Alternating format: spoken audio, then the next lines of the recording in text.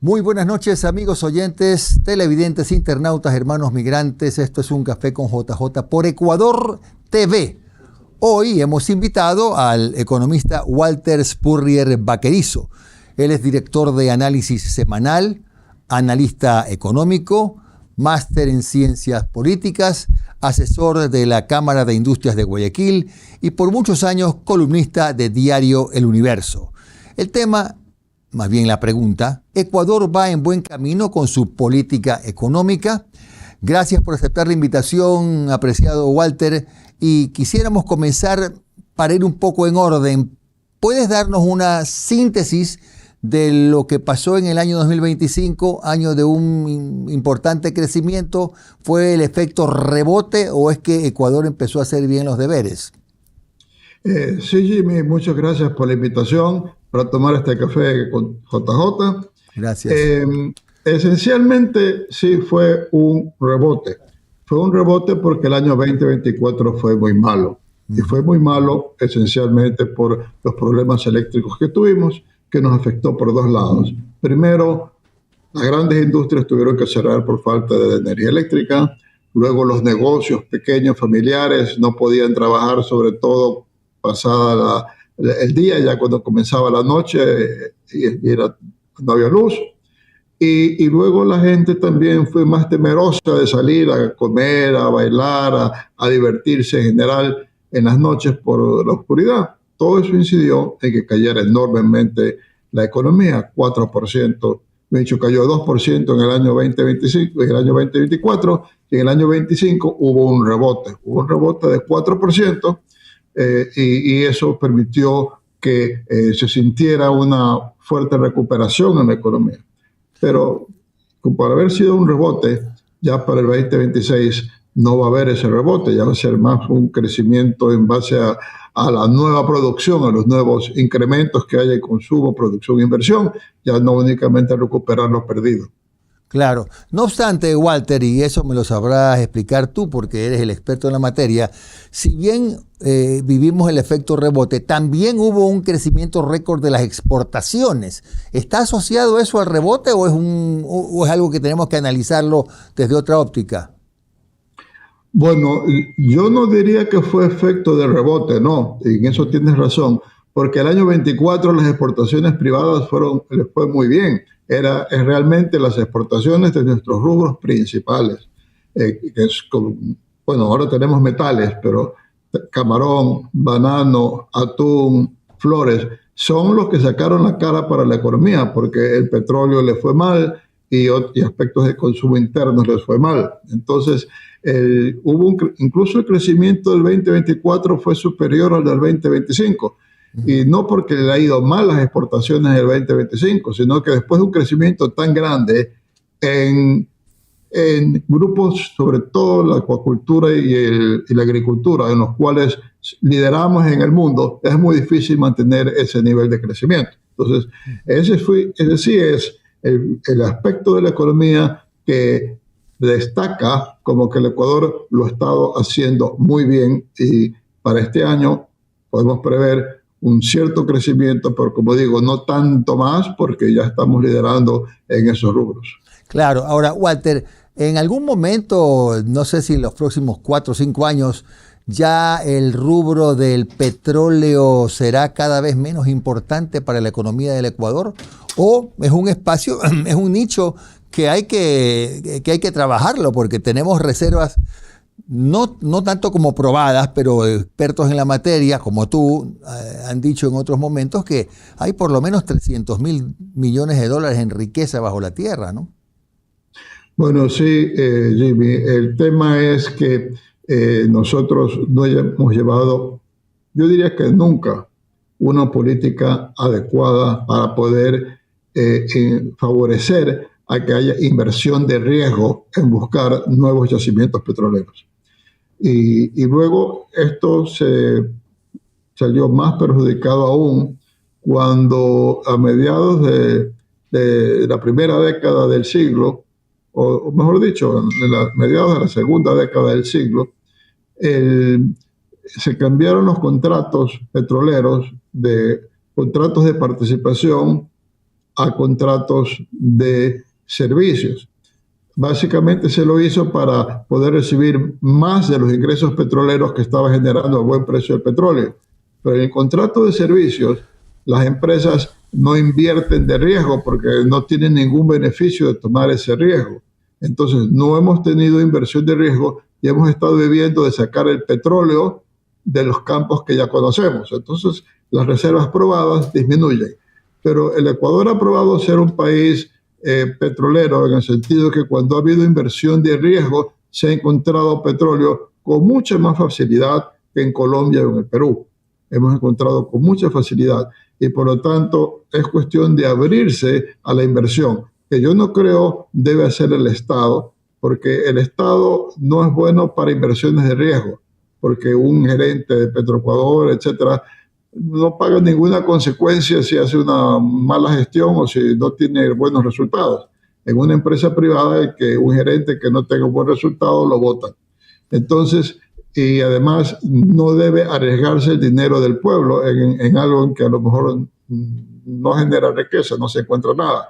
Entonces, hay que abrir a la empresa privada y eso va a requerir un cambio legal importante porque tenemos una constitución y leyes que son bastante restrictivas a la inversión privada en el sector energético. Claro, no solo eso, sino que también a los gerentes de Petroecuador los cambian cada 6 meses. Entonces, es mucho más difícil este tema de la rendición de cuentas. Ahora, el problema decías que es la Constitución.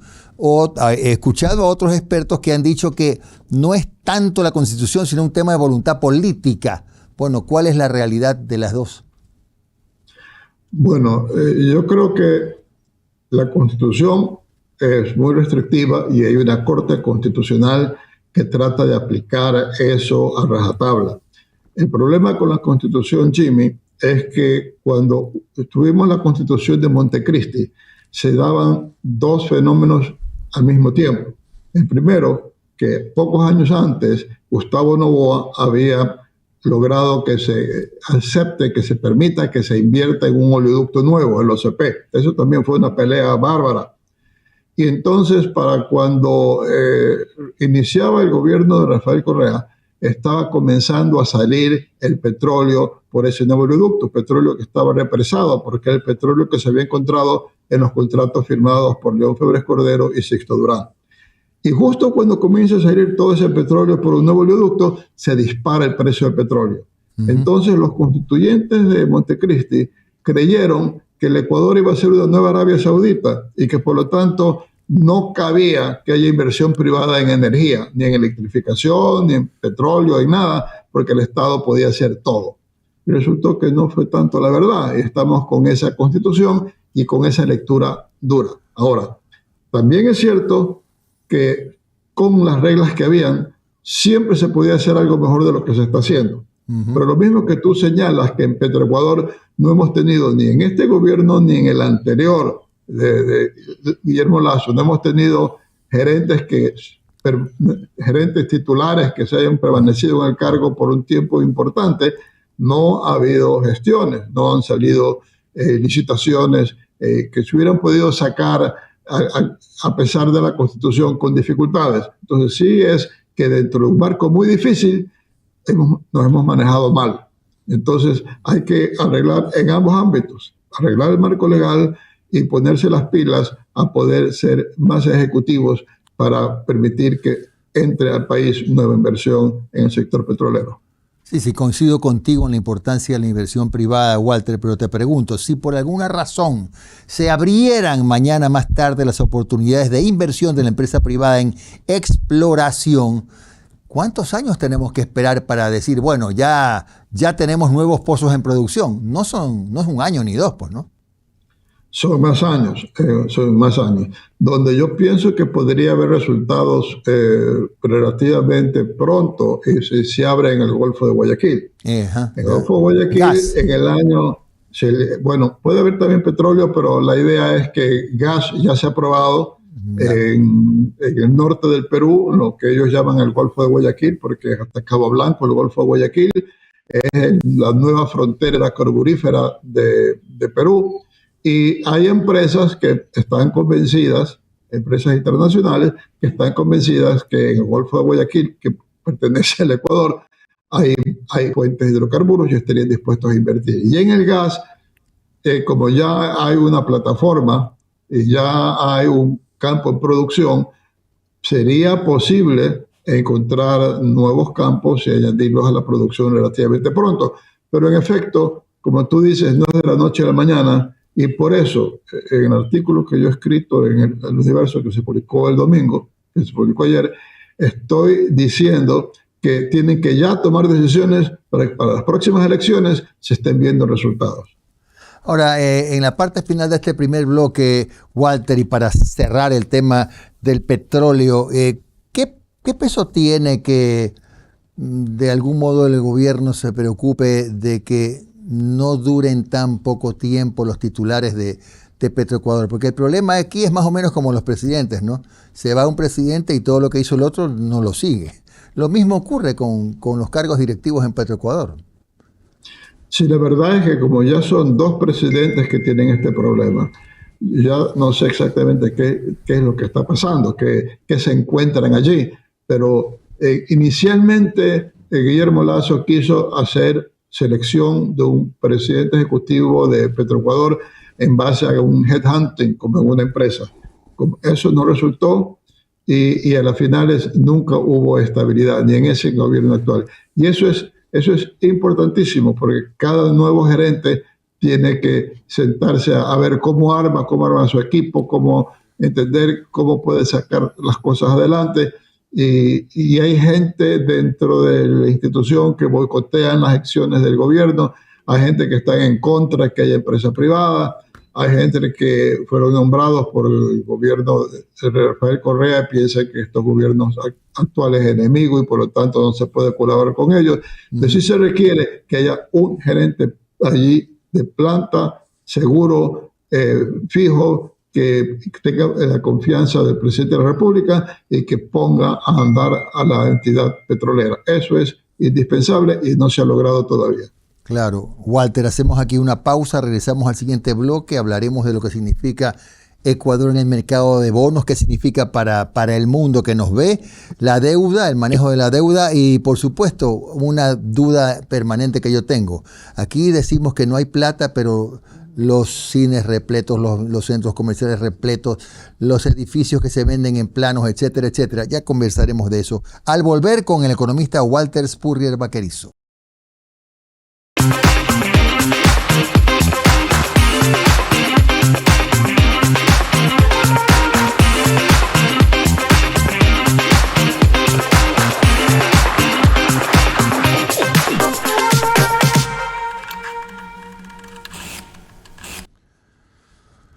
Seguimos en el segundo bloque con el economista Walter Spurrier Baquerizo. Él es el director de Análisis Semanal, analista económico, máster en ciencias políticas, además asesor de la Cámara de Industrias de Guayaquil y columnista durante muchos años de diario El Universo.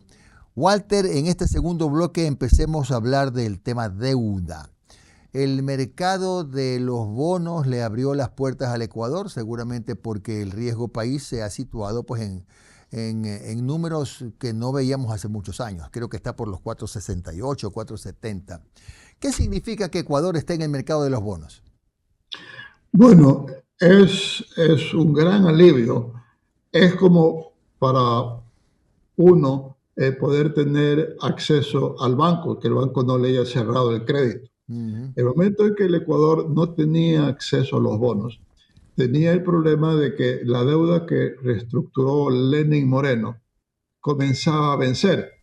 Incluso este año ya habían ciertos vencimientos de los bonos 2030, porque se pagaban gradualmente. Y entonces, si uno no tiene acceso a crédito y tiene que pagar y tiene que amortizar, no se alcanza. Uno puede quedar insolvente, uno puede, por último, no tener dinero para otro tipo de gasto de inversión. Entonces, El momento en que el Ecuador entra a los bonos quiere decir que toda esta deuda externa que tiene la puede ir pateando para adelante. Mientras tanto, liberar plata para meter en la economía y hacerla crecer. Y de esa manera, el peso de la deuda va reduciéndose, porque ese es el compromiso que hay. Entonces, eso es algo que nos veníamos planteando hace algún tiempo como país y no lo lográbamos porque los inversionistas internacionales decían, no, ustedes no confiamos en ustedes, no creemos que esto va a ir bien, no queremos más bonos. Y se nos comenzaban a vencer los bonos y afortunadamente el Fondo Monetario nos prestaba dinero, pero eso tiene llegar hasta cierto punto.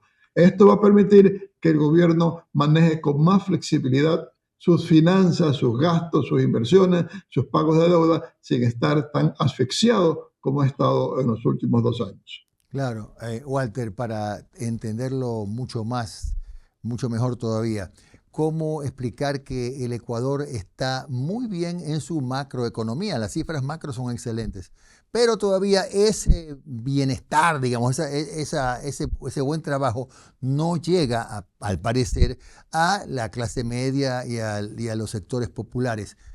¿Cómo nos explicamos y cuándo se va a poder reflejar eso en el bolsillo de la gente? Bueno, exactamente como lo describe Jimmy. Eso es lo que pasa y es porque la política de enderezar las finanzas públicas y la política de llevar a la economía a una mayor prosperidad son, al menos en corto plazo, incongruentes. Son incongruentes porque y este gobierno ha pensado que para poder sacar la economía adelante, primero tenía que resolver el problema de la deuda. Y esta vuelta al mercado internacional es eso, que ya se ha resuelto, se ha dado el paso crítico para el problema de la deuda. Ya es manejable si se sigue haciendo las cosas bien. Y eso significó que el presidente subió el IVA en 3 puntos y que el presidente ha eliminado, remató la eliminación del subsidio a la gasolina y ha eliminado el subsidio del diésel con una manipulación y manejo, me pareció muy astuto. Entonces, son medidas que nos han golpeado a todos, porque todo nos cuesta 3 puntos más, todo significa también que nuestros automóviles, medios de transporte nos cuestan más. Entonces, el mercado ha visto y ha dicho, fíjese, este presidente sí ha sabido hacer las cosas bien, ha logrado con esto enderezar la situación fiscal.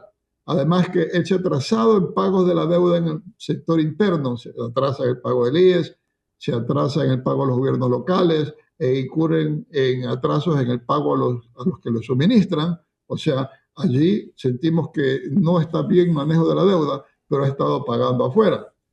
Ha estado pagando afuera como estos gastos internos internacionalmente no se los ve, porque se considera que es algo dentro del país, lo que cuenta es la parte externa.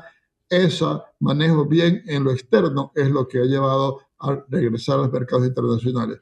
Entonces, en mi criterio, en estos instantes le toca al gobierno fijarse en el mercado interno y decir, ahora sí, ya resolví ese problema, me puedo dedicar más a sacar la economía adelante y le podemos estar exigiendo que no se atrase tanto los pagos internos, estimule la economía y que tome todas estas gestiones que pueden atraer capitales para invertir y sacar la economía adelante. Entonces yo sí considero como que su inicio en noviembre del 23 hasta fines del 25 es una primera etapa y desde enero del 26 en adelante es una segunda etapa de su gobierno que esperemos sea de mayor estímulo a la economía para que la economía popular y de la clase media progrese, salga adelante, sea estimulada en el resto de su periodo presidencial. Claro. Walter, ¿cómo puede afectar a la economía ecuatoriana o puntualmente a determinadas áreas de la producción este gravamen del 30% de los productos colombianos y viceversa, ¿no? Estamos más o menos en los mismos niveles de castigo a las exportaciones de uno y otro país. ¿Hay una afectación importante? ¿Es manejable? ¿Va a reflejarse tal vez en la inflación o qué?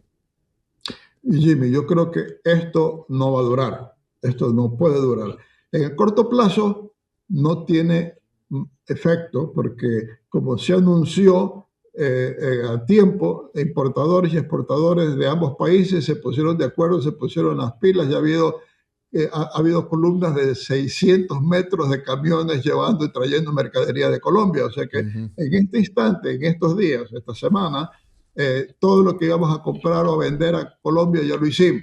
ujú. Pero si esto se mantiene, es muy duro, porque tenemos que buscar otros mercados para vender nuestros productos y buscar otros orígenes para los productos que entran al país, y ya no de Colombia, y eso pues va a significar una ruptura de esta relación económica entre los dos países, porque si esto dura, lo que va a pasar es de que ya no se va a volver a normalizar el Ujú. comercio, al menos en el corto plazo, porque, por ejemplo, las medicinas ya no las estaríamos comprando a Colombia, sino a México o Claro. comprando, qué sé yo, a Brasil. Ahora, yo creo que no está previsto que se mantenga. Yo pienso que esta gestión de Noboa y la manera como lo hizo fue para que el tema del narcotráfico en la frontera sur esté en la agenda que tiene que conversar Petro con Trump mañana en Washington. Y Ujú. para que Petro se comprometa también a controlar el narcotráfico en el sur. Y si no hacíamos esto, en mi criterio, toda la conversación iba a estar en lo que estaba pasando en el Caribe con Venezuela y nos iban a ignorar, porque el problema lo ven por el lado de Venezuela y el Caribe. Y Noboa con esto está poniéndonos en el mapa de esa discusión, porque probablemente no confíe en las promesas que le haga Petro a él, pero sí en las que le haga Petro a Trump. Claro. Ahora, Walter, ¿y hay en el evento en que esto durará más, qué sé yo, un tiempo más? ¿Hay mercados alternativos, por ejemplo, para la medicina, para los productos que Ecuador comercia con Colombia? ¿Y qué pasa, por ejemplo? Colombia siempre nos compraba los excedentes de arroz. ¿A quién le vendemos arroz? Bueno, el principal problema sería el arroz, obviamente. Yo pienso que para Ecuador no sería tan grave como para Colombia. Yo pienso que sí, ¿qué hacer con el arroz? Yo pienso que ahí tendría que el gobierno que ver de qué manera se reúne con los arroceros e incluso, pues en ese caso, hasta subsidia las ventas de arroz, Ujú. porque es un problema muy puntual de sectores populares. Afectados también las exportaciones de atún, pero pues yo pienso que los atuneros pueden buscar Otros otro mercados. mercado.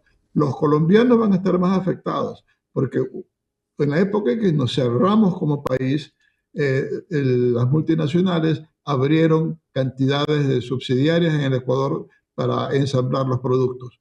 Una vez que hubo el acuerdo con Colombia, las multinacionales cerraron las empresas en el país y nos suministran desde Colombia.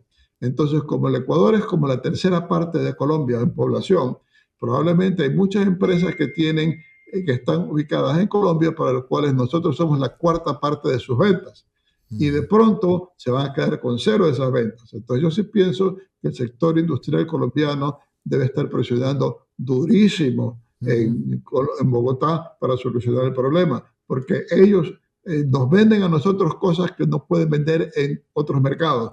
Nosotros, la mayor parte de lo que le vendemos a Colombia sí podemos vender en otros mercados. No digo en Ya, su totalidad, también nos favorece que claro. se reanude la operación, pero la presión va a ser muy fuerte de todo Ujú. el sector productivo de ambos países de que se resuelva este problema pronto y esperemos que Petro nos dé seguridad y actúe de manera enérgica para reducir el Claro. narcotráfico.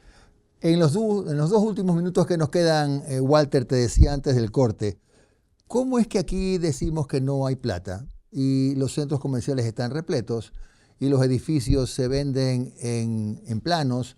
Y en términos generales, tú sales a la calle y no parece pues una economía, te vas al cine, te vas a un restaurante, todo lleno. Y no parece pues una economía comprimida, deprimida.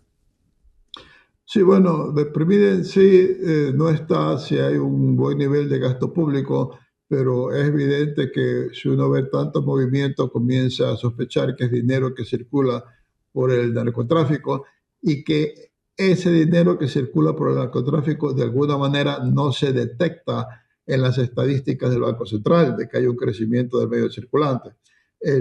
Yo no creo que la plata del narcotráfico se quede en el Ecuador.